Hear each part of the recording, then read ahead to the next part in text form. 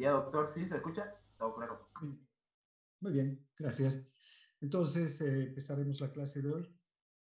Hoy vamos a hablar del control local del flujo sanguíneo hacia los tejidos y el control que realizan los tejidos en relación a sus necesidades de la cantidad de sangre que llegue a ellos. Además, vamos a hablar también del control humoral. Cuando hablamos del control humoral, nos referimos generalmente a el control que se realiza a través de algunas hormonas que también actúan directamente produciendo una vasodilatación o una vasoconstricción. Bien, entonces hablaremos del control local. ¿Qué quiere decir esto? Cada tejido tiene la capacidad de controlar su propio flujo sanguíneo local en proporción a sus necesidades metabólicas. O sea, cuanto mayor es la actividad metabólica de un tejido, mayor cantidad de flujo sanguíneo necesita que llegue mayor cantidad de sangre, trayendo oxígeno, trayendo nutrientes, vitaminas para la actividad aumentada del tejido. Cuando el tejido disminuye su actividad metabólica, también necesita menos cantidad de nutrientes, menos cantidad de oxígeno, por lo tanto, disminuye el flujo sanguíneo hacia ese tejido. Ahora, entonces, este aumento y esta disminución del flujo sanguíneo en relación a las necesidades metabólicas, con relación a la actividad metabólica del tejido, está directamente controlado por el propio tejido. No hay otro sistema, el sistema nervioso central, el sistema nervioso autónomo, las hormonas, no intervienen en el control local, que es el control más importante, el control inmediato del flujo sanguíneo. Un músculo, por ejemplo, que empieza a entrar en actividad, requiere mayor cantidad de oxígeno, más cantidad de glucosa para poderse contraer y relajar con rapidez. Entonces necesita que aumente la cantidad de sangre. ¿Quién determina eso? Es el propio músculo, a través de varios mecanismos que vamos a ver enseguida. Ahora, ¿cuáles son esas necesidades, entonces, específicas de flujo sanguíneo en cada tejido? El aporte de oxígeno, ¿no? Si aumenta la actividad, más oxígeno. Si disminuye la actividad, menos oxígeno. O también el aporte de nutrientes. Si aumenta la actividad, más nutrientes. Si disminuye la actividad, menos nutrientes. También es necesario que los tejidos no solamente reciban nutrientes u oxígeno, sino además al entrar en actividad metabólica, un tejido produce cantidad de productos de desecho, como dióxido de carbono, iones hidrógeno, urea, creatinina, ¿no? Sustancias ácidas, sustancias básicas, que tienen que ver con las propias actividades metabólicas del tejido. Son muchas de estas sustancias, entre ellos el dióxido de carbono, son sustancias tóxicas que no se pueden concentrar en la célula y ni en el espacio intersticial, entonces tienen que necesariamente ser eliminadas. ¿Cómo se elimina este incremento de sustancias tóxicas? A través de un incremento también del flujo sanguíneo. En general, ¿verdad?, para mantener las concentraciones adecuadas de iones en los tejidos, se requiere de un flujo sanguíneo que vaya en relación con estas concentraciones. En general, cuando hablamos de homeostasis, de mantener las condiciones casi, ¿no?, constantes del medio interno, es decir, del líquido extracelular, estamos hablando de que el flujo sanguíneo tenga esa capacidad de llevar la cantidad de nutrientes que requiere el tejido para sus necesidades y además eliminar la cantidad de sustancias tóxicas que pueden dañar a las células. Entonces, fíjense, el control local para el mantenimiento de la homeostasis es esencial.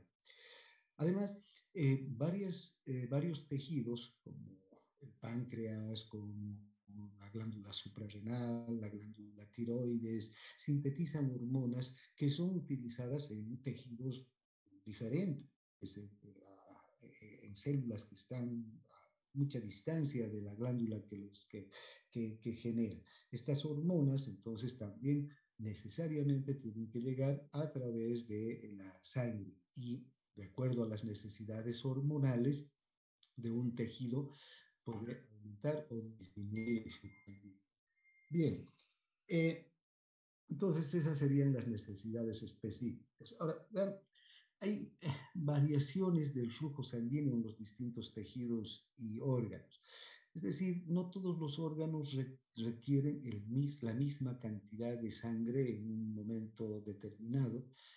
Nosotros tenemos un gasto cardíaco de 5 litros por minuto cuando estamos en reposo, ¿verdad? Esos 5 litros por minuto en reposo se distribuyen por todos los tejidos. La mayor parte de los tejidos, sino que todos están en reposo. Entonces no requieren más que la cantidad mínima de flujo sanguíneo para que las células tengan la cantidad suficiente de nutrientes para no sufrir, ¿no? Y desarrollar su actividad metabólica basal, el reposo. Ahora, no todos los órganos en reposo requieren la misma cantidad de sangre. Fíjense, por ejemplo, hay algunos órganos que van a necesitar una gran cantidad de flujo sanguíneo. Las glándulas, por ejemplo, la tiroides, las suprarrenales, están permanentemente sintetizando hormonas. Entonces necesitan que el flujo sanguíneo hacia estas glándulas sea constante y en una gran cantidad. Si observamos en 100 gramos de tejido, vamos a tener que tanto la tiroides como las suprarrenales tienen más de 300 mililitros por 100 gramos de tejido de flujo sanguíneo. El hígado, que es también un órgano muy importante y que produce muchísimas sustancias, entre las enzimas, produce eh,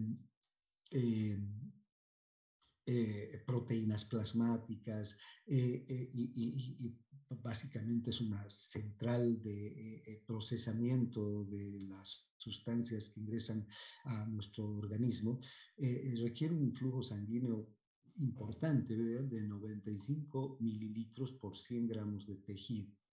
Ahora, estos son órganos que están todo el tiempo necesitando un flujo sanguíneo importante y alto. Otros órganos van a recibir poco flujo sanguíneo en reposo.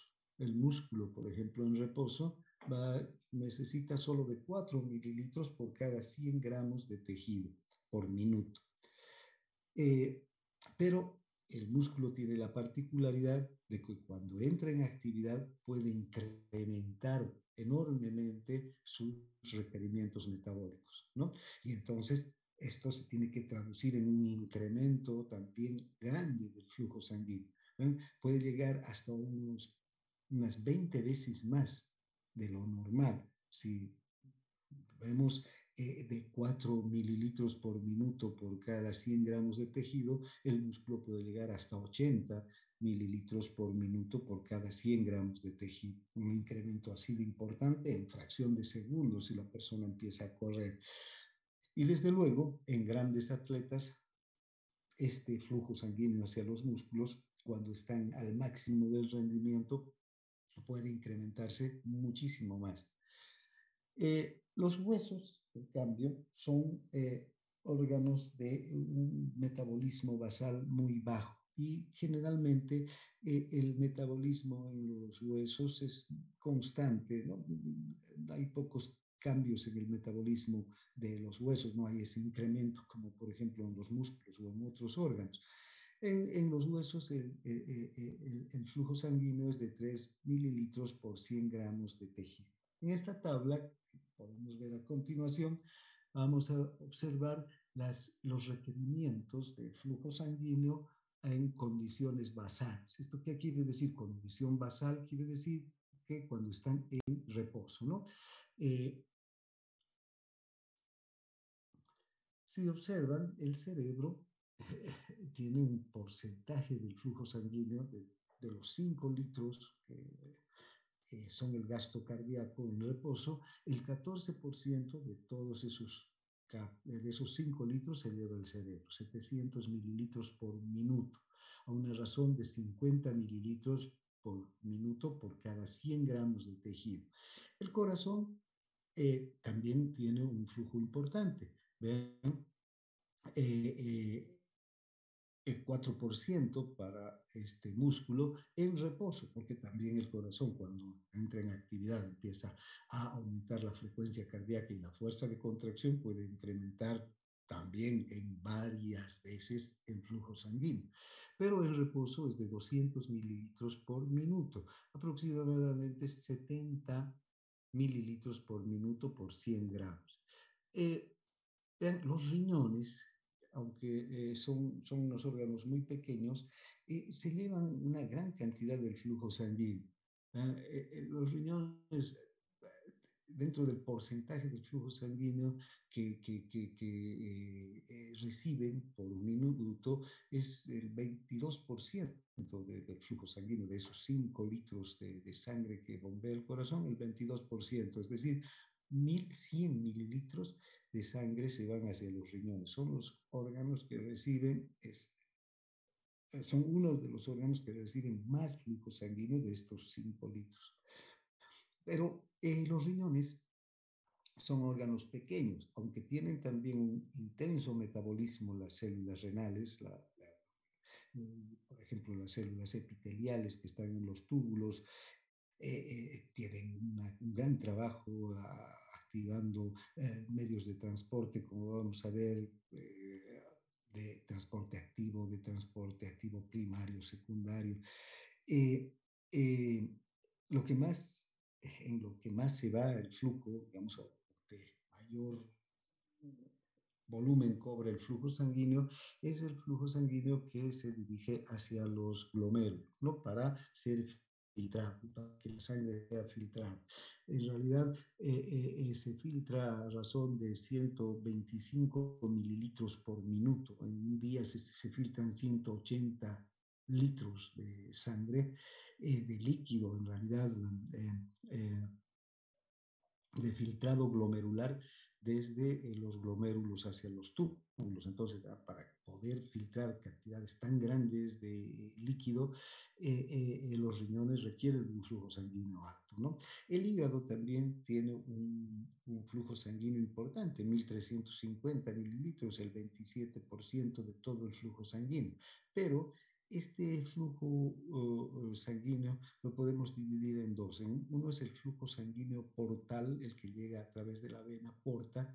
Ustedes recuerdan, o no sé si sí, pues tienen que recordar, ya han visto anatomía, las venas mesentéricas recogen la sangre de la parte superior del tracto gastrointestinal y las venas mesentéricas, todas las venas mesentéricas desembocan en la vena porta y la vena porta llega al hígado e ingresa al hígado con todas las sustancias que se recogen desde el intestino, ¿no?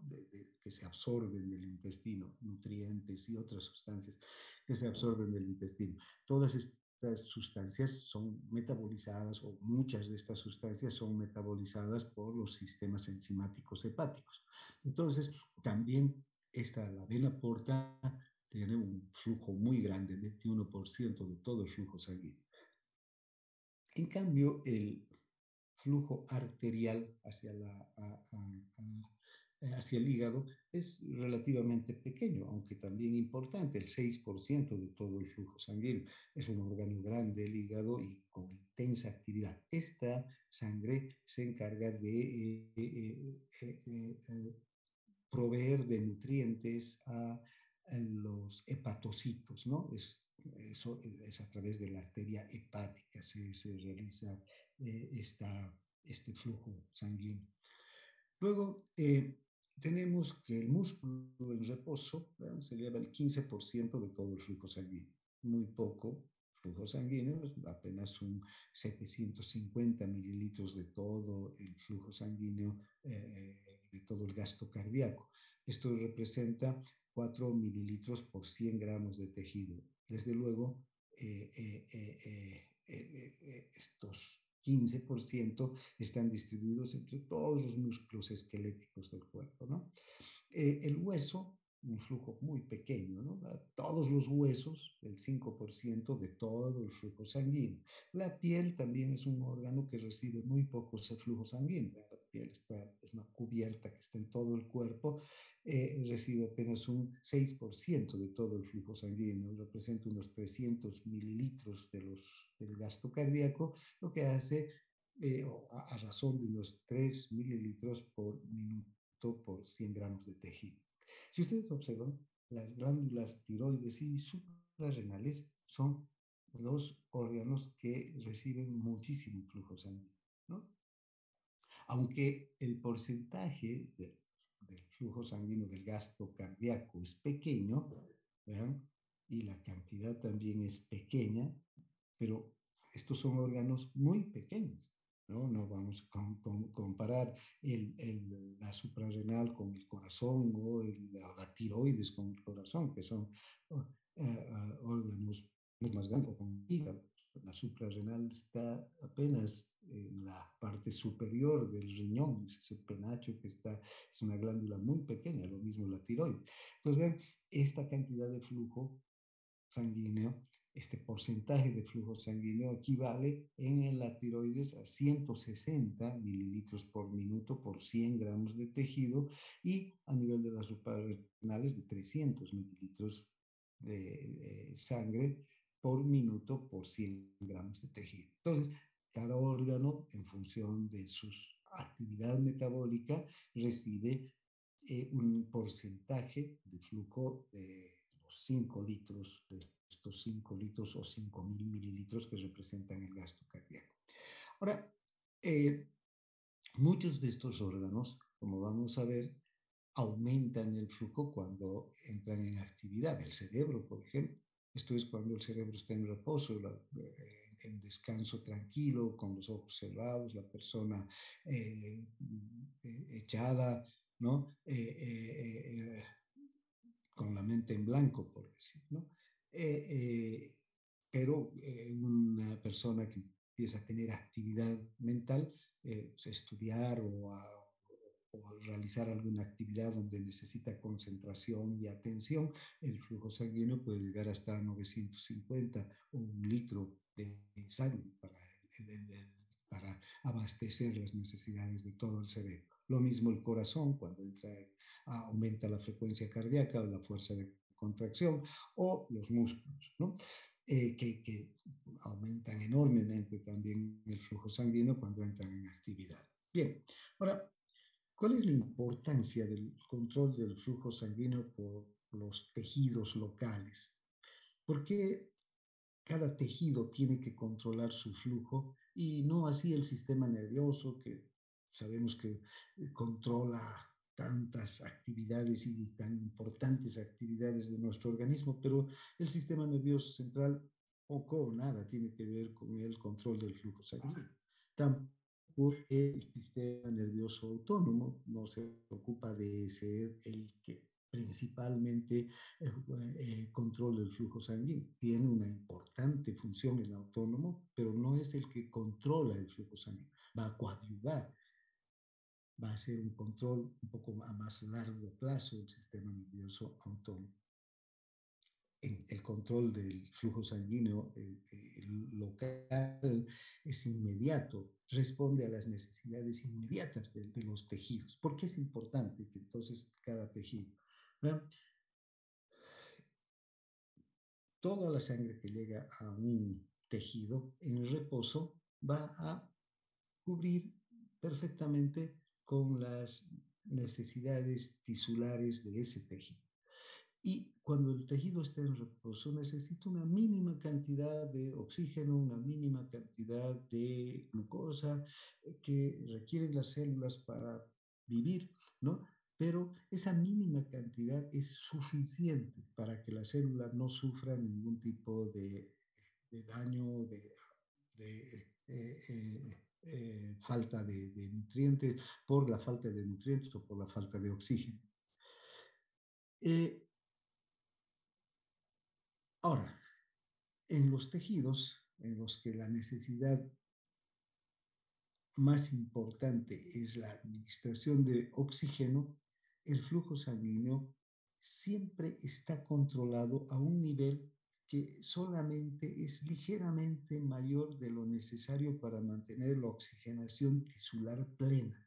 Es decir, en el cerebro, por ejemplo, el oxígeno está llegando en una cantidad exacta por un poquito más por encima del mínimo necesario para que las células no sufran.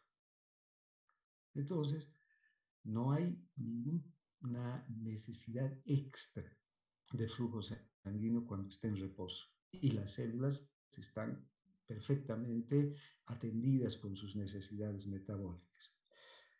Esto hace que, vean, los tejidos, controlando su propio flujo sanguíneo, pueden garantizar que las células nunca padezcan una deficiencia nutricional, ni de oxígeno ni de otros nutrientes. Pero el oxígeno, que es esencial para la vida de las células, porque el oxígeno es un elemento primordial, las células son anaeróbicas, puede haber en algún momento una deficiencia de glucosa o de nutrientes, y las células pueden obtener mediante otros mecanismos glucosa, pueden obtener nutrientes, ¿no? No directamente del aporte de glucosa a través del flujo sanguíneo. Pueden recurrir a la gluconeogénesis, pueden recurrir a utilizar aminoácidos o también pueden recurrir a los ácidos grasos para la energía. O sea, hay alternativas para los nutrientes, pero para el oxígeno no hay alternativas. Las células son aeróbicas, no son anaeróbicas. Entonces necesitan del oxígeno de forma esencial. Entonces, al controlar el flujo sanguíneo, cada tejido garantiza que las células de ese tejido nunca tengan una deficiencia nutricional de oxígeno particularmente. Y ver, todas las células de nuestro organismo y todos los tejidos de nuestro organismo están controlando el flujo sanguíneo para garantizar estas necesidades metabólicas. Pero a pesar de ese muy variado flujo sanguíneo hacia los distintos tejidos y aumentos además también de los requerimientos de flujo sanguíneo, la carga de trabajo del corazón también siempre se mantiene al mínimo. El corazón también es capaz de sostener, ¿no?, los requerimientos nutricionales de los tejidos con una carga de trabajo mínima, porque sabemos que cuando hay un órgano o un sistema que va a aumentar sus necesidades metabólicas, quien tiene que responder a un aumento del flujo sanguíneo es el corazón, porque va a aumentar el retorno venoso y va a aumentar el gasto cardíaco, y para esto tiene el corazón que empezar a activar sus mecanismos de aumento del gasto cardíaco. Bien, ahora, ¿cuáles son los mecanismos de control del flujo sanguíneo local? Ahora, los tejidos son capaces de controlar el flujo sanguíneo tanto a corto plazo como a largo plazo. Los propios tejidos, sin la intervención de ningún sistema nervioso, ni del sistema nervioso central, ni del sistema nervioso autónomo, ni de ningún otro sistema auxiliar. El control a corto plazo está dado por la vasomotilidad, ¿no?, que son estos cambios rápidos en la vasodilatación o vasoconstricción local de arterias, de arteriolas, de metaarteriolas, esfínteres capilares en segundos o minutos. Ya hemos hablado de la vasomotilidad y cómo los tejidos son capaces de recibir en fracción de segundos el doble o el triple o 10 veces más de flujo sanguíneo del, que estaban recibiendo, siempre y cuando de acuerdo a sus necesidades metabólicas. Si aumenta el metabolismo en el tejido, entonces se dilata los vasos, llega mucho mayor cantidad de flujo. Recuerden la ley de la cuarta potencia, que hace que cada vez que se duplica el diámetro de un vaso, aumenta 16 veces el flujo sanguíneo hacia un territorio. Entonces, estos mecanismos de vasodilatación y vasoconstricción permiten entonces un control a corto plazo, segundos o minutos, la cantidad de sangre que llega a un tejido. Entonces, esto va a proporcionar una gran rapidez al mantenimiento del flujo sanguíneo local apropiado a cada tejido, a las necesidades de cada tejido. El otro es el control a largo plazo. Este control a largo plazo se produce más bien por cambios controlados lentos del flujo sanguíneo en un periodo de días, semanas o meses. Vean qué pasa con una persona que decide dedicarse a actividad física. Para poner un ejemplo, al fisicoculturismo, levantar pesas, desarrollar masa muscular. Un individuo que tenga una masa muscular normal empieza a ejercitarse al levantar pesas, empieza a desarrollar una masa muscular mayor, ¿no? Se nota el crecimiento, la hiperplasia, la hipertrofia de los músculos, ¿no? Y estos músculos que empiezan a crecer, este tejido muscular que empieza a crecer, que se empieza a hipertrofiar, requiere mayor cantidad de sangre. Hay más fibras musculares, hay mayores necesidades metabólicas, entonces necesita mayor cantidad de sangre. Y así, día a día, mientras aumenta la masa muscular de este tejido, ¿verdad?, del músculo, es necesario que cada día también aumente un poquitito más de flujo sanguíneo hacia ese tejido.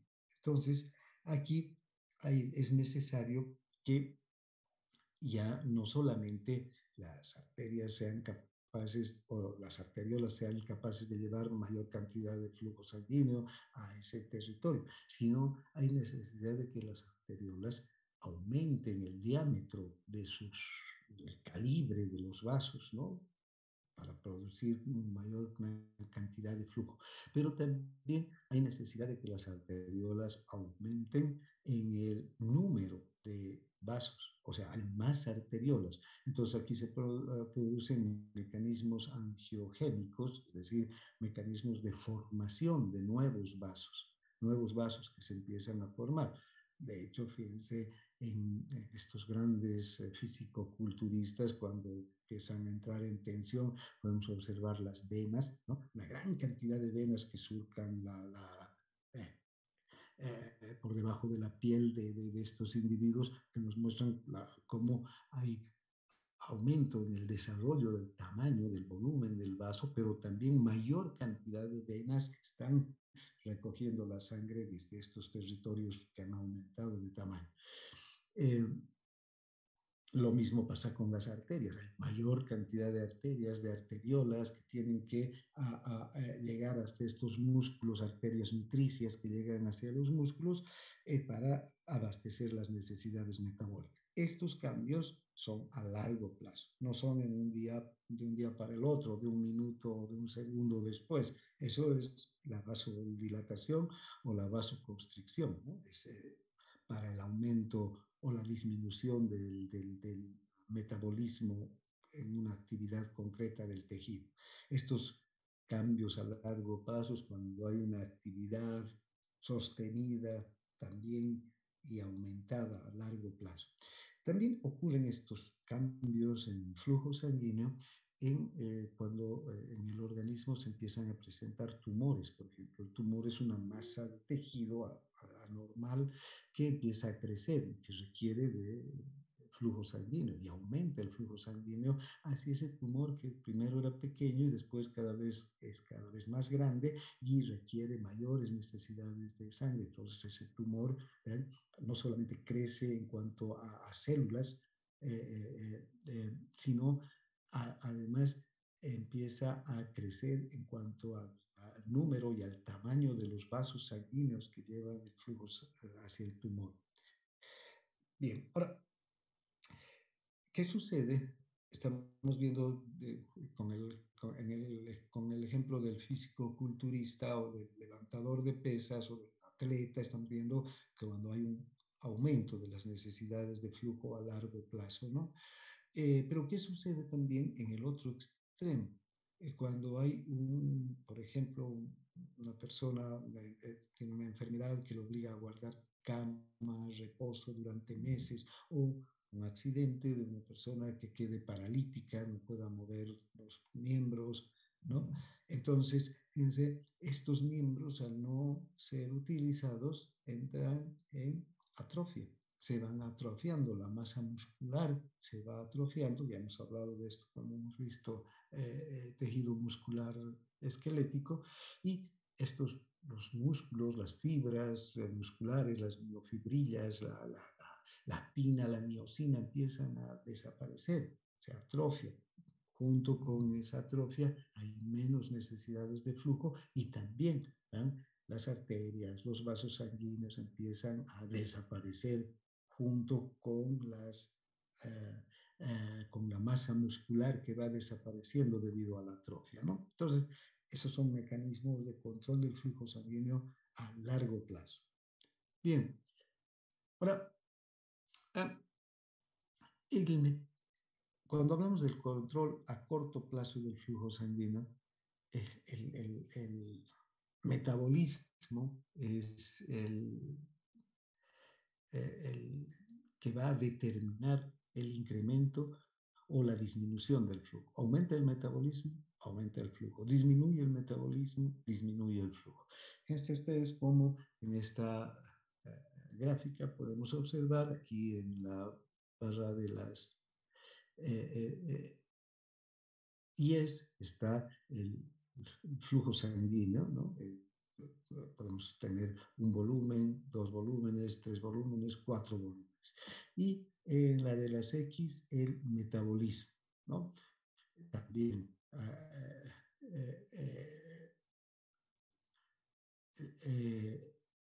un metabolismo normal, lo vamos a cualificar o vamos lo vamos a numerar con 1. El metabolismo normal, el reposo, 1, y requiere un flujo sanguíneo de 1 también, ¿no? Estos valores los vamos a asignar. Ahora, fíjense, el metabolismo aumenta 1, 2, 3, 4 veces de lo normal, fíjense, y se duplica el flujo sanguíneo prácticamente. Y así, si el incremento del metabolismo es de 8 veces más de lo normal en una célula, también va a aumentar el flujo sanguíneo hasta 4 veces la cantidad de sangre que llega a ese tejido. Entonces, esta línea nos está mostrando la directa relación que tienen el aumento del metabolismo con el aumento del flujo sanguíneo. Por el otro lado, si disminuye el metabolismo también, va a disminuir el flujo sanguíneo en la misma medida, ¿no? Bien, ahora, debido a que el oxígeno es el principal nutriente que requieren nuestras células para el metabolismo, sin oxígeno no hay metabolismo, entonces vemos cómo los cambios en la disponibilidad de oxígeno van a también determinar el flujo sanguíneo. Normalmente en por decir, la saturación de oxígeno va a ser de un 97% aproximadamente en la sangre arterial, ¿no?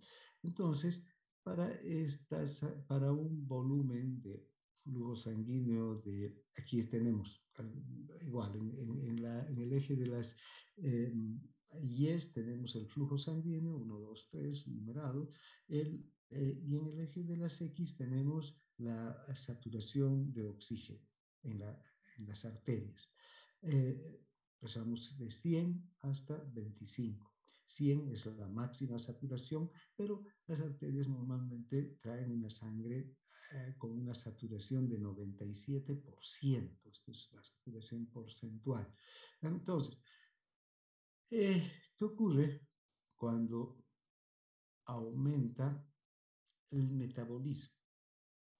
¿Qué es lo que utiliza las células? Oxígeno. Entonces, cuanto mayor es el metabolismo en una célula, mayor grado de utilización de oxígeno, y la saturación de oxígeno en las arterias empieza a disminuir, porque claro, los tejidos están requiriendo gran cantidad de flujo sanguíneo, ¿no?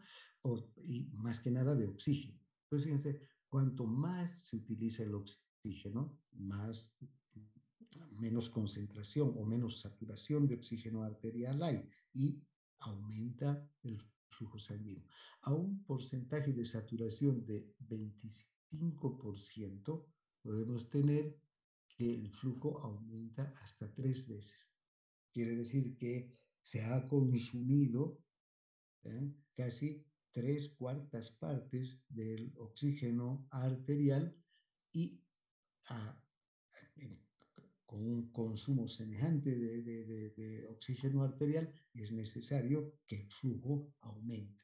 Puede aumentar hasta 3 veces la cantidad de sangre que llega a un territorio. Esto nos demuestra la directa relación que hay entonces entre la utilización de oxígeno y el aumento del flujo sanguíneo. Bien, ahora, ¿cuáles son las teorías básicas para la regulación del flujo sanguíneo? Hay dos teorías. Una es la teoría vasodilatadora. Esta teoría vasodilatadora nos indica que, fíjense aquí, este es un territorio tisular, hay células, ¿no? Hay intersticio, hay capilares, metarteriolas, esfínteres precapilares, ¿no? Y ven, cuando la sangre llega a este territorio, lo hace por las arteriolas, pasa a las metarteriolas. Aquí están los esfínteres, las metarteriolas muy musculares, los esfínteres precapilares y el capilar, ¿no? Ahora, eh, si aumenta el metabolismo, cuanto mayor es el metabolismo, mayor flujo sanguíneo necesitamos. ¿Por qué? Porque estas células necesitan disponer de oxígeno, de glucosa, de ácidos grasos para cumplir con su actividad metabólica.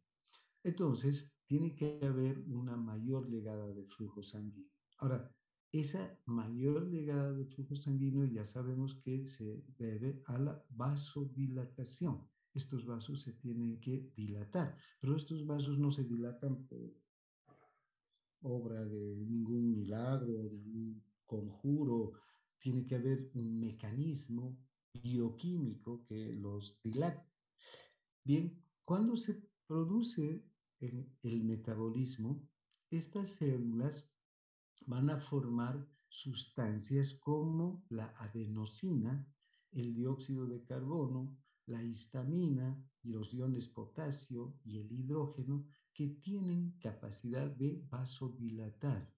Es decir, en el músculo liso de estas arteriolas, de estas metarteriolas y de los esfínteres precapilares, hay receptores para la adenosina, para el dióxido de carbono, para la histamina, que van a desencadenar mecanismos de vasodilatación.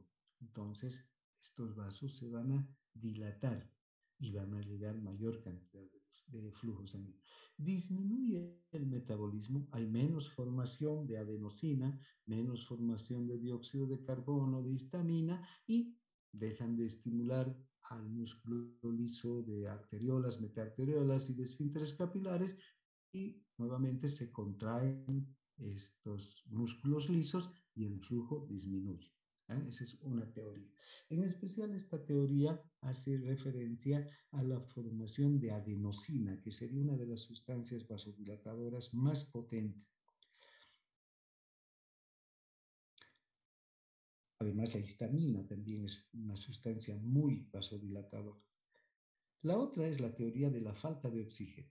También esta teoría dice que cuanto mayor es la utilización de oxígeno, ¿vean?, va a disminuir la saturación de oxígeno en los vasos. Entonces va a haber una ausencia de oxígeno, va a disminuir en cantidad el oxígeno, va a disminuir la concentración de oxígeno porque cada vez que aumenta el metabolismo, aumenta la utilización de oxígeno y entonces hay menos oxígeno en las arteriolas, en las metarteriolas que están por la necesidad incrementada de las células. Entonces, solamente esa falta de oxígeno directamente sería un mecanismo que estimula la vasodilatación. Y por la falta de oxígeno, las arterias se empiezan a dilatar de forma natural. Entonces, si vamos a estos dos gráficos, si aumenta el metabolismo, aumenta ¿qué? La formación de adenosina en especial. La adenosina, ¿de dónde viene? Del ATP, ¿no? Del adenosín trifosfato. El ATP es esencial para el metabolismo. Las células utilizan ATP y cuanto mayor sea la hidrólisis de ATP, hay mayor formación de adenosina. Esta adenosina, entonces, y liberación de la adenosina, ¿vean?, va a hacer que se produzca una vasodilatación y aumente el flujo sanguíneo. Por el otro lado, la otra teoría nos está diciendo que cuanto menos oxígeno hay, menos saturación de oxígeno hay, los vasos reaccionan inmediatamente y se dilatan. ¿Para qué? Para aumentar el flujo sanguíneo, ¿no? Fíjense, menos oxígeno, mayor vasodilatación. Ahora, estas dos teorías no son antagónicas, sino más bien complementarias, porque están describiendo un mismo proceso, están hablando del metabolismo. El uno a través de la formación de sustancias vasodilatadoras, la una teoría a través de la formación de sustancias vasodilatadoras, pero durante el metabolismo. Y la otra que atribuye a la falta de oxígeno. ¿Pero cuándo? Cuando hay metabolismo. Entonces, las dos teorías no se contraponen y, por el contrario, se complementan, ¿no? Para reforzar la idea de que el metabolismo es el que va a controlar el flujo sanguíneo en los tejidos. Si aumenta el metabolismo, llega más flujo. Si disminuye el metabolismo, llega menos flujo. Bien, ahora también, además del oxígeno, de la adenosina, del dióxido de carbono y de la histamina, hay también una posible función de los nutrientes como la glucosa, la tiamina, la riboflavina, la niacina, los aminoácidos, los ácidos grasos, ¿no? Si disminuyen la concentración de estos nutrientes en arteriolas, metarteriolas, esfínteres capilares o metarteriolas o capilares, entonces las células empiezan a sufrir porque igual que el oxígeno necesitan de estos nutrientes. Pueden las células desarrollar mecanismos para suplir a estos nutrientes o soportar un tiempo sin estos nutrientes. No es como el oxígeno, que si no reciben en minutos la célula puede morir. Una célula cerebral en 3 a 5 minutos muere si no recibe oxígeno. Bien, entonces, estos nutrientes también pueden cumplir una función importante en el incremento del flujo sanguíneo cuando disminuyen en sus concentraciones a nivel sanguíneo. Ahora hay dos, digamos, mecanismos que son la hiperemia reactiva y la hiperemia activa, que también influyen en el aumento del flujo. La hiperemia reactiva se refiere a que cuando se bloquea la sangre que riega un tejido y después de una hora se desbloquea, el flujo puede aumentar unas 4 a 7 veces. Si el bloqueo es de segundos, el aumento también del flujo durará unos segundos. Es decir, si nosotros colocamos un torniquete en un dedo y mantenemos cortado el flujo hacia la parte distal del dedo por unos segundos, ¿no? El dedo, ¿qué va a haber? Va a haber un sufrimiento de los tejidos porque están recibiendo menos cantidad de flujo. Luego liberamos el torniquete, inmediatamente no vuelve la misma cantidad de flujo sanguíneo hacia el tejido que estaba con menos flujo, sino aumenta entre 4 a 7 veces el flujo. ¿Por qué? Porque en este momento este tejido está sufriendo necesidades nutricionales, ¿no? Tiene una disminución, está sufriendo por la disminución de nutrientes. Entonces, al liberarse nuevamente el flujo, al restablecerse el flujo, no va a la misma cantidad de flujo que la que llegaba anterior al bloqueo, sino que aumenta. Ahora, la hiperemia activa se refiere a que en cualquier tejido la velocidad del flujo va a aumentar cuanto mayor sea la actividad del tejido, ¿no? Ya hemos visto hace un momento, aquí estamos hablando también de básicamente las necesidades metabólicas. Mayor actividad, mayor necesidad metabólica, mayor flujo sanguíneo. Bien. Ahora, también puede haber una acción de la presión arterial con relación al flujo sanguíneo. Sin embargo, ven que cuando aumenta la presión, aumenta el volumen. Ya sabemos, ya conocemos la ley de Ohm. Aumenta el flujo, aumenta el volumen de sangre, y entonces el volumen está directamente relacionado con la presión. Si aumenta el volumen, aumenta la presión. Aumenta la presión, aumenta el flujo. Volumen o flujo y presión están directamente relacionadas, son directamente proporcionales. Si aumenta la presión, aumenta el volumen. Si aumenta el volumen, aumenta la presión. Si disminuye el volumen, disminuye la presión, ¿no? Recuerden la ley de Ohm. Bien, ahora, sin embargo, cuando aumenta la presión, puede aumentar el volumen de sangre, sin embargo, y desde luego el flujo, pero sin embargo estos cambios no son perdurables. Va a aumentar, ¿sí? Pero al minuto va a volver a restablecerse el flujo, o en menos de un minuto incluso puede restablecerse nuevamente el flujo anterior. Esta explicación se da a través de dos teorías también, la teoría metabólica y la teoría miógena. Una dice que cuando aumenta el volumen de sangre, ¿no? Como consecuencia de aumenta la presión arterial, este aumento del volumen va a provocar que se laven las sustancias vasodilatadoras que están en los músculos lisos de arteriolas, metaarteriolas y esfínteres capilares, es decir, se vayan junto con el flujo sanguíneo aumentado. Dado que no está aumentando la actividad metabólica, no hay una formación continua de sustancias vasodilatadoras, y las que estaban son lavadas, inmediatamente hay una mayor contracción. Ese es un ejemplo. La otra es la teoría, o una explicación. La otra es la teoría miógena.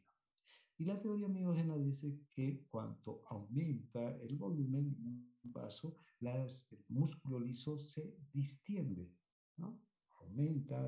Se distiende para producir aumentar el diámetro. Pero ya sabemos, y aquí también se aplica la ley de Frank-Starling para el músculo liso, que cuando se estira un vaso o un músculo, la respuesta va a ser la contracción. Primero el vaso se va a estirar, el músculo liso del vaso se va a estirar para aceptar mayor cantidad de sangre. Pero enseguida la respuesta del músculo va a ser la contracción, ¿no? Entonces, el estiramiento brusco de los vasos sanguíneos provocados por un incremento de la presión y del flujo sanguíneo va a hacer que la respuesta del músculo sea una contracción inmediata. Y volviendo al anterior diámetro. Entonces, estos cambios de la presión arterial no afectan al flujo a largo plazo. No tienen un efecto, digamos, directo sobre el flujo sanguíneo. Vamos a ver que pueden ayudar, sí, a aumentar el volumen de retorno en las venas, cuando se produce una situación de estrés o cuando hay necesidad de aumentar el gasto cardíaco. Pero después, a nivel de arteriolas, metarteriolas, no hay cambios a largo plazo. Bien, ahora, hay mecanismos especiales de control también del flujo sanguíneo en los diferentes tejidos. Por ejemplo, en los riñones, he dicho que a los riñones llegan 1100 ml de sangre cada minuto. De los 5 litros de sangre que es el gasto cardíaco, llegan unos 1100 al riñón. De estos 1100 se va a filtrar una gran cantidad, ¿eh?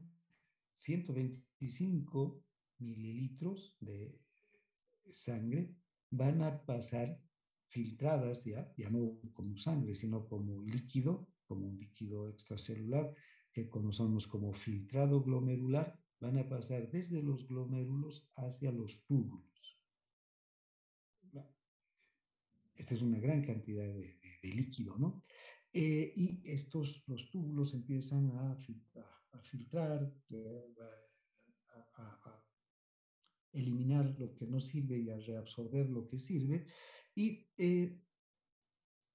esa es su función. Y reabsorben de los 180 litros que se filtran al día, reabsorben aproximadamente 179 litros. ¿No? Un litro y medio quedan para ser eliminados con la orina. Después todo se reabsorbe. Entonces, también, cuando hay un filtrado glomerular demasiado intenso y aumenta el filtrado glomerular y aumenta esta cantidad de líquido que circula por los túbulos, hay un mecanismo desde la mácula, desde el túbulo contorneado distal, que tiene un efecto directamente, es un mecanismo de retroalimentación negativa que tiene un efecto en las arteriolas aferentes renales, las que están antes del glomérulo. Estas arteriolas lo que hacen es contraerse.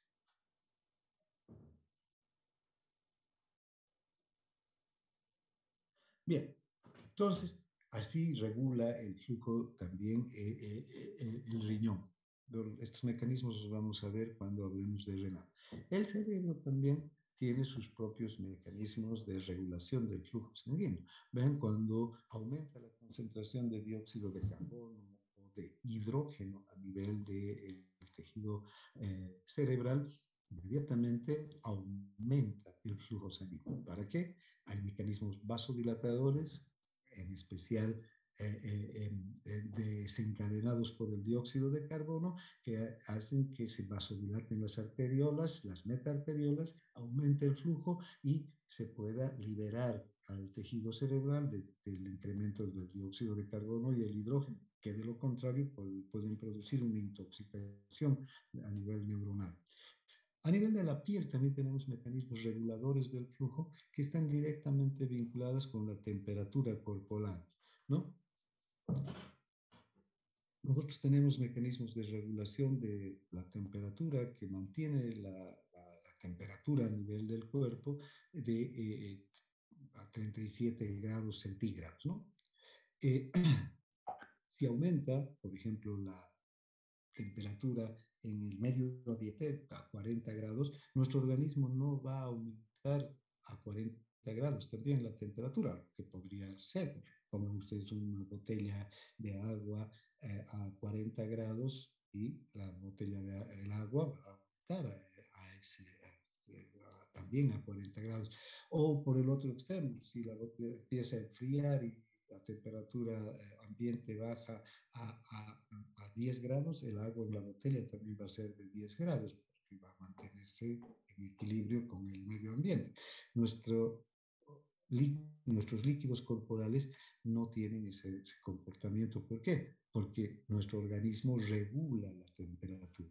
Si aumenta la temperatura corporal en el medio ambiente, hay una tendencia a que aumente también la temperatura corporal. Pero ¿qué sucede? Mecanismos de vasodilatación hacen que se libere líquido o a través de la piel, ¿no? Y se libere calor a través de la piel para mantener la temperatura adecuada. Si hace demasiado frío, mecanismos de vasoconstricción cierran todos los poros y evitan la pérdida de calor para mantener el calor corporal a una temperatura constante y adecuada para que se produzcan las actividades homeostáticas, ¿no? Eh, eh, Vean, en una exposición grande al calor, el flujo puede aumentar 3 mililitros por minuto en 100 gramos de tejido, ¿no? Y llegar, digamos, ya hemos visto, 3 gramos, 3 mililitros es lo normal en reposo, diríamos, pero cuando hace calor puede aumentar otros 3 o un poco más todavía del flujo sanguíneo. Además, hay también otras sustancias que son capaces de controlar el flujo a nivel tisular, ¿no?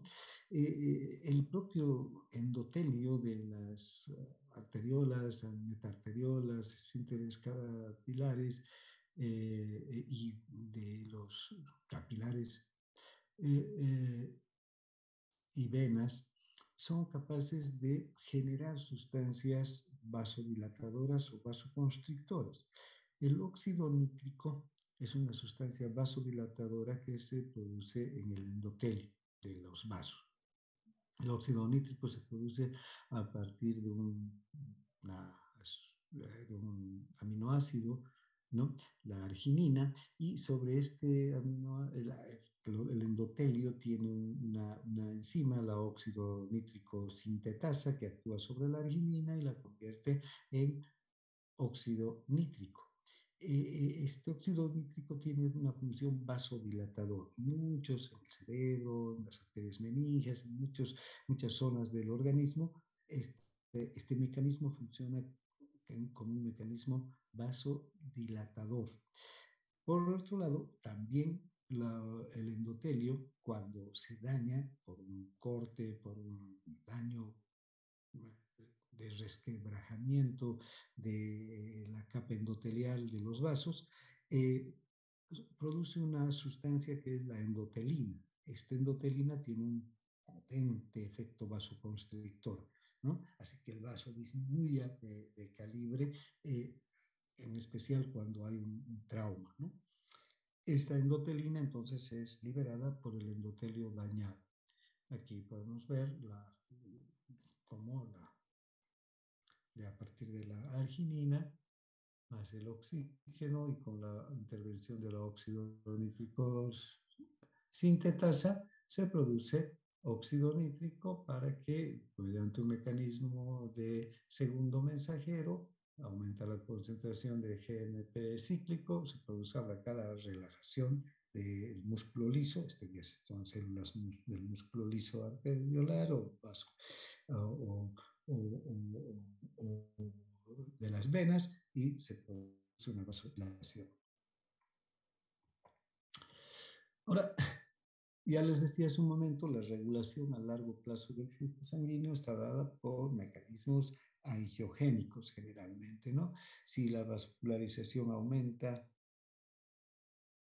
debido a un incremento del metabolismo constante, como es el aumento de una masa muscular, por ejemplo, durante un periodo de tiempo prolongado, va a haber un aumento de la formación de vasos, de arterias, arteriolas, vénulas, capilares, que se encarguen de garantizar un flujo adecuado a ese tejido. Y aquí parece ser que el oxígeno tiene una función importante, ¿no? Por ejemplo, en los animales que viven en las alturas, entre ellos el ser humano, quienes habitan a partir de los 2.500 o 3.000 metros de altura, allí la saturación de oxígeno es menor que en el llano, que en a nivel del mar. Entonces, en estos lugares se observa que los tejidos de los animales tienen una mayor vascularización. Esto con el fin de que pueda garantizarse las necesidades metabólicas de los tejidos, ¿no? Las necesidades nutricionales de los tejidos. También se ha visto, por ejemplo, que en prematuros, cuando hay exceso de oxígeno, lo contrario que en las alturas, este exceso de oxígeno interrumpe el flujo sanguíneo en ciertos territorios e impide el crecimiento vascular. Esto se observó en niños prematuros que eran llevados a incubadoras con carpas de oxígeno, es decir, con mayor saturación de oxígeno y con poco dióxido de carbono, pensando que el oxígeno les iba a favorecer la respiración, porque un prematuro generalmente tiene dificultades para respirar. ¿Qué es lo que se observó? Que las retinas que todavía no han madurado del todo después del nacimiento y peor todavía en un prematuro, dejaban de recibir flujo sanguíneo porque las arteriolas, en vez de seguir creciendo, seguir desarrollándose, las arteriolas y los vasos que proveen flujo sanguíneo a las retinas disminuían. Entonces, se producía una atrofia del tejido de la retina y con esto la imposibilidad de ver, ¿no? La ceguera de estos niños. Bien. Entonces, la regulación a largo plazo del flujo sanguíneo está directamente relacionada o vinculada con la formación de nuevos vasos sanguíneos, ¿no? La falta de oxígeno va a estimular factores de crecimiento vascular, factores de crecimiento endotelial, factores angiogénicos que hagan que aumente el número de arterias, de venas, de vasos en general. Bien, esto también se observa que cuando se bloquea una arteria o una vena a largo plazo, aumenta la formación de vasos inmediatamente y esta formación de vasos va sustituyendo, digamos, a la arteria original y es lo que se conoce como la circulación colateral. Ven, este experimento que se hizo en una rata, a las ratas se lo, bueno, primero en la fotografía A podemos ver el tejido muscular de la rata sometida a una actividad física normal, ¿no? Sin mayor exigencia. Pero luego de un periodo de 30 días de actividad intensa, ¿no? De una estimulación física intensa de la rata, fíjense cómo aparecen estos puntos blancos que son vasos sanguíneos. Aquí entonces vemos los vasos sanguíneos pocos, ¿no? Hay una rata sin estimulación, pero una rata con una estimulación intensa durante un periodo largo de tiempo, de un mes, para una rata un periodo de tiempo de un mes es largo, se desarrollan los músculos y también se desarrolla la formación de nuevos vasos sanguíneos. Finalmente está el control humoral de la circulación. Hay muchas hormonas e incluso iones que van a actuar produciendo una mayor un incremento del flujo sanguíneo o una disminución del flujo sanguíneo, ¿no? ¿Ven? Por ejemplo, sustancias vasoconstrictoras son la noradrenalina, la adrenalina, la angiotensina, la vasopresina, la endotelina. Todas estas sustancias las vamos a ir observando a lo largo de la materia, ¿no? Ya hemos visto a la noradrenalina y a la adrenalina que cuando actúan sobre receptores alfa, la noradrenalina tiene una capacidad vasoconstrictora enorme, ¿no? O la adrenalina también. Sobre el sistema nervioso simpático, el sistema nervioso simpático cuando actúa sobre receptores alfa adrenérgicos. También la angiotensina, cuando se produce una disminución de la presión arterial, es formada la angiotensina y esta angiotensina actúa sobre el músculo liso vascular, también tiene receptores de angiotensina 2 que producen vasoconstricción. La vasopresina, hormona antidiurética, también en el músculo liso vascular tiene receptores que producen vasoconstricción. Y la endotelina, como acabamos de ver, se forma en el endotelio y tiene también una capacidad de vasoconstricción, ¿no? En realidad la angiotensina tiene el mecanismo de la renina, angiotensina, que participa en la regulación de la presión arterial, lo vamos a estudiar muy en detalle. Y también cuando hablemos de la vasopresina, cuando hablemos de la regulación de la presión arterial y también cuando hablemos de la regulación de la eh, eh, reabsorción tubular de agua, vamos a hablar mucho de la vasopresina, también llamada hormona antidiurética. En los túbulos, por ejemplo, la hormona antidiurética aumenta la reabsorción de agua desde los túbulos hacia el intersticio y luego hacia los vasos peritubulares, hacia los capilares peritubulares. Eso en los túbulos, pero en los vasos renales y en los vasos en general produce una vasoconstricción. Bien, y también hay sustancias vasodilatadoras como la bradicinina, que se produce en el tejido inflamado, produce vasodilatación, la histamina, que también produce en el tejido inflamado, produce vasodilatación y que se libera de los basófilos y de los mastocitos, ¿no? Bien, son sustancias vasodilatadoras. También, ¿ven? Los iones, cuando son, en especial, se producen daños celulares, se liberan iones desde las células, los iones potasio, cuando aumentan su concentración en el tejido y en especial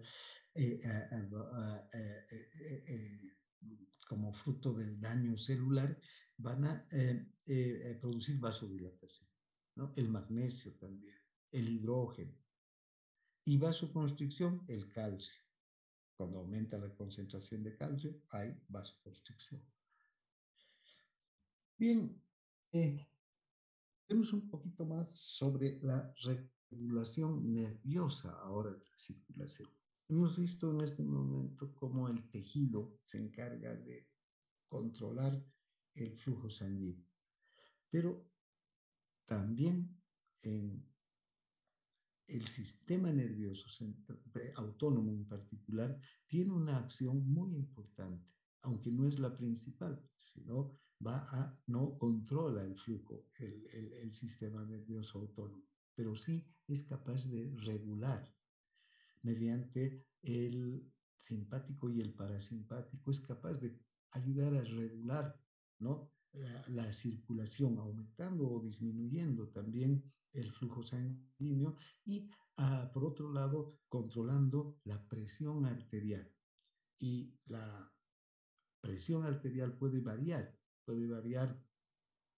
de un momento para otro, en especial cuando entramos en situación de estrés, aumenta, es natural y normal que aumente la presión durante el estrés, ¿no? Estos son cambios rápidos de la presión arterial. Y ese aumento de la presión arterial es necesario para redireccionar el flujo sanguíneo hacia órganos que van a necesitar de mayor cantidad de nutrientes y de oxígeno, por ejemplo, durante la actividad física o durante una situación de estrés. Entonces, veamos cómo actúan, cómo se regula desde el punto de vista nervioso la circulación y también la presión, los cambios rápidos en la presión arterial. Hay una regulación nerviosa de la circulación y esta regulación nerviosa de la circulación se realiza a través del sistema nervioso autónomo. Es casi exclusiva esta regulación de la circulación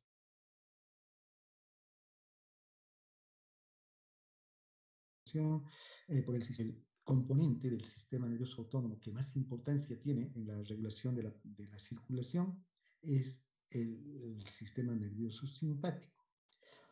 El parasimpático también actúa, pero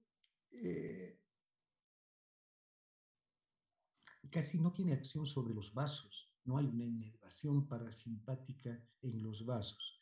La única inervación parasimpática a nivel del aparato cardiocirculatorio es la que ejerce el nervio vago sobre el corazón y ni siquiera sobre todo el corazón, simplemente sobre las aurículas y específicamente sobre el nódulo sinusal y sobre el nódulo auriculoventricular, como ya hemos visto. Entonces, quien tiene sí una función importante, tanto sobre el corazón como sobre los vasos, es el sistema nervioso simpático. Si ustedes recuerdan, el sistema nervioso simpático va a llegar a prácticamente todos los vasos del cuerpo, ¿no? Las neuronas postganglionares llegan a las arterias y a las venas. También las neuronas postganglionares son capaces de llegar al corazón.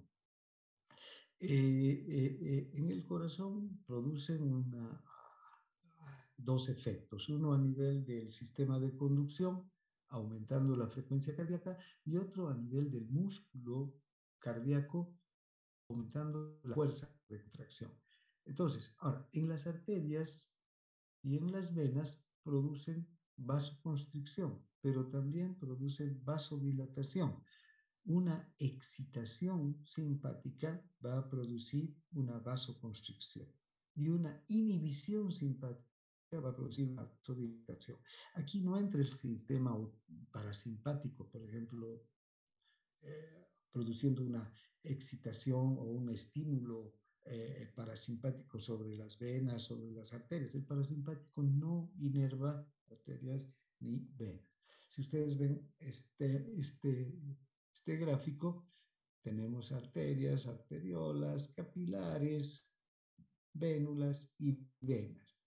¿Quién llega sobre arterias y arteriolas? Sobre vénulas y venas, solamente el simpático. Y cuando el simpático estimula al músculo liso de las arterias, de las arteriolas, de las venas o de las vénulas, va a producir vasoconstricción. Generalmente, estas fibras postganglionares del sistema simpático secretan o segregan noradrenalina. La noradrenalina actúa sobre receptores alfa. Estos receptores alfa están vinculados a mecanismos de segundo mensajero de fosfolipasa C. Y esta fosfolipasa lo que hace es producir diacilglicerol y trifosfato de inositol, que aumentan en su concentración en el interior del músculo liso y producen un mayor ingreso de calcio. El calcio ingresa al músculo liso desde el líquido extracelular y produce una vasoconstricción. Estamos repasando lo que ya hemos visto en el sistema nervioso simpático, ¿no? Entonces, ahora, los capilares no tienen inervación de ningún tipo, ni del simpático, ni del parasimpático, ni del sistema nervioso central, de ningún tipo de inervación. ¿Por qué? Porque los capilares solamente tienen una sola capa de células endoteliales. Y hemos visto que esta capa de células endoteliales está dotada de poros que tienen sus propias características y que permiten la difusión en ambos sentidos de nutrientes, de oxígeno, de dióxido de carbono, de sustancias de desecho y otras sustancias que van desde el interior del capilar hacia el líquido intersticial y del intersticio hacia el capilar, ¿no? Entonces, bien, ahora, cuando hay una estimulación simpática a nivel de las arteriolas y de las metaarteriolas, pero en especial de las arteriolas y de pequeñas arterias, hay un gran incremento de la presión a este nivel, ¿no? Y digamos, hay una vasoconstricción. Esta vasoconstricción genera una disminución del diámetro. Esta arteriola disminuye su diámetro. Entonces, vean, el flujo que estaba viniendo por un diámetro de 1 va a disminuir a un diámetro de medio, por decir. Entonces va a disminuir en 16 veces la cantidad de flujo sanguíneo que está llegando. Esto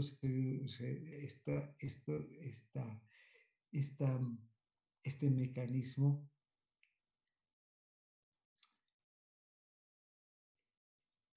produce un aumento de la resistencia. Entonces, esta vasoconstricción produce un mecanismo de resistencia al flujo. Cuando hay vasoconstricción arteriolar, ¿ya? Por ejemplo, hay una tremenda resistencia al flujo sanguíneo. Disminuye la cantidad de sangre que está atravesando las arteriolas y las metaarteriolas, ¿no? En los vasos grandes, como las venas, ocurre también un fenómeno de contracción con la eh, eh, este, estimulación simpática. Pero vean, las venas son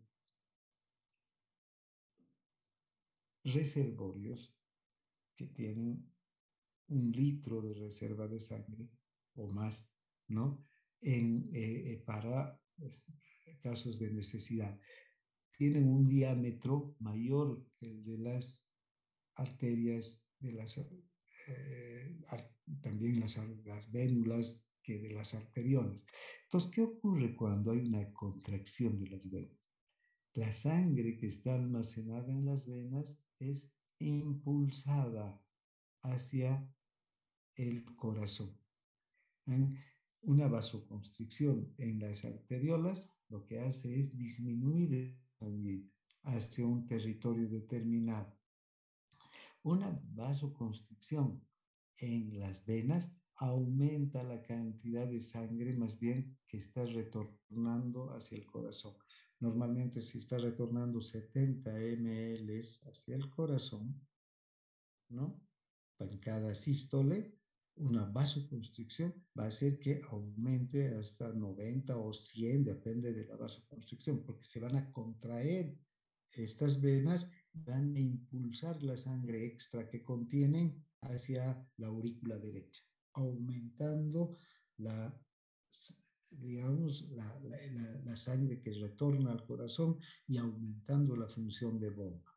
Si hay una inhibición simpática, entonces también estas venas se van a dilatar y al dilatarse va a haber menos sangre que va a ir hacia el corazón. ¿Sí? Menos sangre que va a ir hacia el corazón y va a disminuir el gasto cardíaco. Entonces, las venas lo que hacen es controlar o regular la función de bomba del corazón. Aumentan o disminuyen el retorno venoso.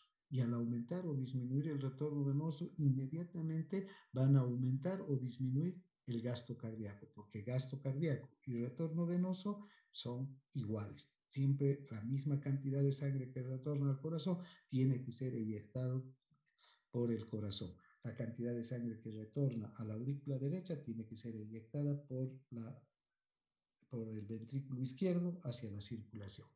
Bien, aquí vamos a quedar en este punto. La próxima semana continuamos con este tema del control nervioso de la circulación. No sé si tienen alguna consulta. Entonces, doctor, ya que los endotelios no tienen inervación simpática, solitos se van a contraer, ¿no? Produciendo No se, sustancias en el no entorno. se contraen, no se contraen.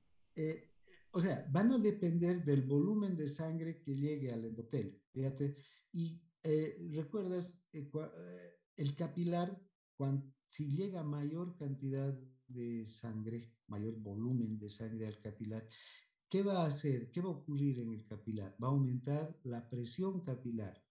Y si aumenta la presión capilar, va a aumentar la filtración, va a aumentar la salida de sangre, o no de sangre, sino de líquido hacia el intersticio. Eso es inmediatamente, va a aumentar la presión capilar y va a aumentar la salida de líquido hacia el intersticio, ¿no? Ahora, si disminuye el volumen de sangre que llega al capilar, segundo, vamos a tal vez ir aquí, ¿dónde estoy? Aquí. Aquí, fíjate, si disminuye, aquí no hay inervación, este es el capilar, solo es un endotelio. ¿Cuándo va a aumentar el volumen? Si llega más sangre por las arterias, o las arteriolas. Si llega más sangre por las arteriolas, va a aumentar el volumen, pero y va a aumentar la presión y va a aumentar la filtración hacia el intersticio. Ahora, si disminuye el volumen, también va a disminuir la cantidad de sangre en el capilar, va a disminuir la presión en el capilar y va a disminuir la filtración hacia el intersticio. Entonces, el capilar no se contrae ni se dilata, digamos, mediante estos mecanismos de vasoconstricción o vasodilatación, porque no tiene un sistema de control porque no está inervado. Sí puede aumentar un poco su volumen o su diámetro a expensas del aumento del volumen que llega desde el arteriol. No sé si es con eso te he explicado. Entonces llegaría el volumen gracias a una vasodilatación o una vasoconstricción en el No, endotelio. vasodilatación, no, vasodilatación. Cuando estas se vasodilatan, aumenta, pero porque si se contraen, hay disminución del volumen de sangre. Fíjate, hace un momento hemos visto, si se contrae, por decir se contrae, va a quedar de este diámetro, un diámetro pequeño, ¿no es verdad? Si hay menos diámetro, hay menos volumen, menos cantidad que llega. Pero si se dilata, va a aumentar el volumen, ¿no es verdad? El diámetro y va a aumentar también el volumen. Entonces, durante la vasodilatación llega mayor cantidad de flujo sanguíneo hacia los capilares. Y durante la vasoconstricción, menos cantidad. ¿Sí? Sí, doctor, muchas gracias. Muy bien. ¿Alguien más? Si no hay ninguna otra consulta, aquí quedamos. Nos vemos la próxima clase. Gracias por su atención y que tengan un buen día. Gracias, doctor. Hasta luego.